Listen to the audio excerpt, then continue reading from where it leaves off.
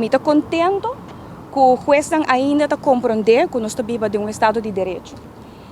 Lá me visa também que como pessoa, como colega, como ser humano, estou contento para o senhor Sivenger que a sentença sale mais a seu favor, que quizás ele porta outra diferente. No mesmo momento, tem aspecto que nós não podemos descartar, de qual que caso aqui, e tem mensagem bom claro dentro da sentença aqui, que para a imagem política e para o futuro político na Aruba, me serve cambio no momento aqui. A la vez, me tem que visa direito fundamental de uma pessoa para lutar para seu direito, e no caso aqui, o senhor Sivenger, a Hasisaki,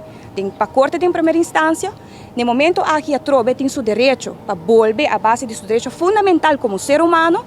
sigue brinca seu caso, pero lá me retirar, atenção, me está também ribe hecho que o juez tem a sentença aqui, está claro para visa que a Aruba não pode operar política de forma aqui. Tem uma desconfiança imensa do povo, tem imagem política na Aruba, tem seu representante,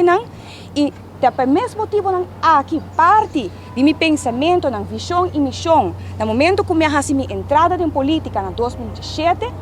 de nome me também viaja também de uma geração que quizás pensa diferente, nós temos que recordar o povo, que verdade, nós temos diferença grande de quizás opinião e geração, hasta de uma organização que forma parte de ela, pero Aruba, se não está descartar, que Aruba está angelada para coisas bem diferentes.